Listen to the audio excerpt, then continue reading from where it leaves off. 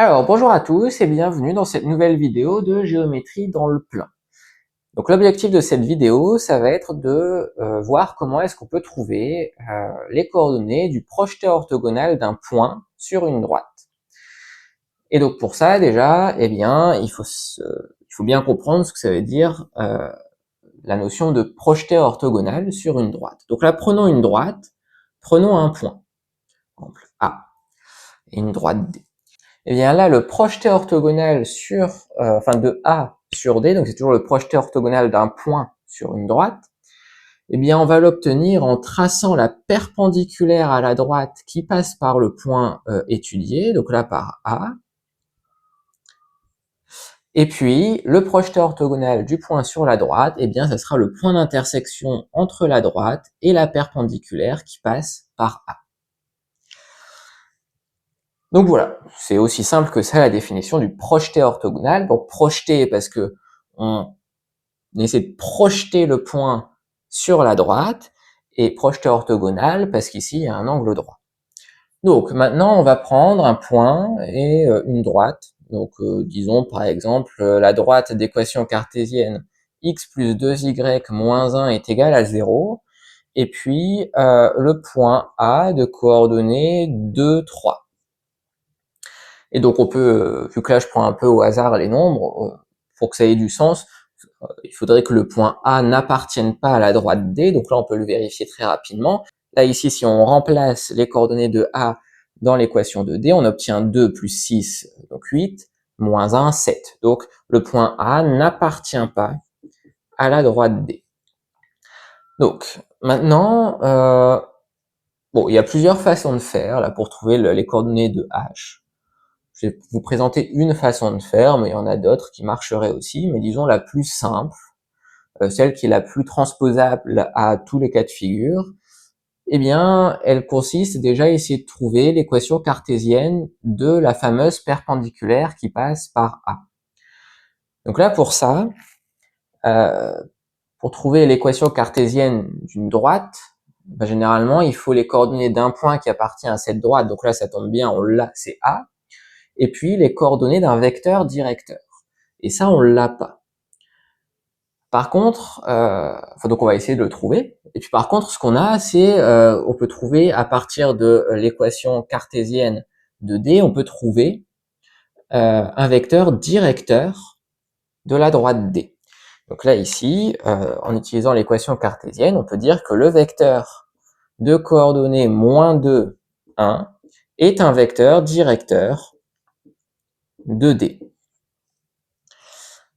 Et donc là, pour trouver un vecteur directeur de la perpendiculaire, eh bien, il faudrait trouver un vecteur orthogonal à U. Et donc pour ça, il suffit de trouver un vecteur dont le produit scalaire avec U vaut 0. Et donc ce qui marche bien, en fait, c'est d'inverser les deux coordonnées, les échanger de position, échanger un signe, seulement un signe, sinon ça marche pas bien. Et donc là, on peut prendre par exemple 1, 2. On peut vérifier U scalaire n, de ce fait-là, ça fait moins 2, 1, scalaire 1, 2, ça fait moins 2 fois 1, moins 2, plus 1 fois 2, plus 2, moins 2 plus 2, 0. Donc tout va bien. Je ne vous ai pas menti. Maintenant, on a un vecteur normal à la droite D, c'est-à-dire un vecteur directeur de la perpendiculaire. Donc, on sait, si on essaie de trouver, par exemple, on note la droite verte, on la note D', eh bien, on sait qu'une équation cartésienne de D', maintenant, eh bien, elle pourrait ressembler, par exemple, à 2x moins y plus c est égal à 0, avec c un réel qu'on cherche à déterminer. Là, en fait, ici, j'ai pris moins ba pour réinjecter dans l'équation cartésienne du type ax plus by plus c égale 0. Ça, c'est un résultat du cours. Donc maintenant, il faut réussir à trouver la valeur de c qui marche bien. Parce que là, en fait, avec en utilisant l'information sur le vecteur directeur, on a toutes les droites perpendiculaires à D. Maintenant, il va falloir trouver la valeur de C qui permet de récupérer la droite perpendiculaire à D qui passe par A. Donc pour ça, on réinjecte les coordonnées de A. Donc A appartient à D', c'est équivalent à dire que 2xa moins YA plus C est égal à 0.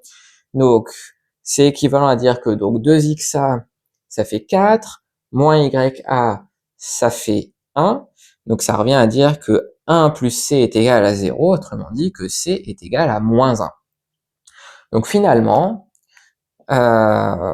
si on fait un peu, oui, non, on va essayer de pas faire de place, de tout garder. Là, ici, D', une équation cartésienne qui marche bien, eh bien, ça va être 2x moins y moins 1 est égal à 0. Et maintenant, on a dit, l'étape d'après, c'était de dire qu'une fois qu'on avait la perpendiculaire à la droite qui passe par le point d'intérêt, eh bien, le projeteur orthogonal, il correspond au point d'intersection. Et trouver les coordonnées d'un point d'intersection, c'est la vidéo qui est sortie avant celle-ci, et elle consiste à établir un système composé des deux équations cartésiennes, donc là, x plus 2y moins 1 est égal à 0, 2x moins y moins 1 est égal à 0, et puis à résoudre ce système. Donc là, je vais l'appeler S, et donc S, eh bien, à quoi ça va être équivalent? Un truc qui marche bien, c'est de faire par exemple la première ligne plus 2 fois la deuxième ligne. Comme ça élimine les y. Donc là, on fait x plus 2 fois 2y, ça fait 5, plus 2 fois 2x, ça fait 5x. 2y moins 2 fois y, bah, il n'y a plus de y. Et puis moins 1 plus 2 fois moins 1, et ben, ça fait moins 3. Donc 5x moins 3 est égal à 0. Et puis là, si on voulait éliminer les x, on pourrait faire par exemple la ligne 2 moins 2 fois la ligne 1. Donc ça fait 2x moins 2x à 0, moins y moins 2 fois 2y, donc ça fait moins 5y, et puis moins 1 moins 2 fois moins 1, donc moins 1 plus 2, donc ça fait donc ça fait plus 1, égale 0, et puis on récupère, là on a deux équations du premier degré, hein, donc ça c'est facile à résoudre. On obtient x est égal à 3 cinquièmes et y est égal à 1 cinquième. Donc là, le point H qu'on cherche, il a pour coordonnées 3 cinquièmes, 1 cinquième. Voilà, alors généralement, dans les exercices, ça sera guidé. On vous fera pas on vous présentera pas la même situation, du type une droite, un point, et trouver le projeteur orthogonal. Ça sera guidé, il y aura des sous-questions, mais l'idée c'est ça. C'est d'abord essayer de trouver un vecteur normal à la droite du début, donc qui correspondra à un vecteur directeur de la perpendiculaire. Ensuite, en déduire une équation cartésienne de la perpendiculaire qui passe par A.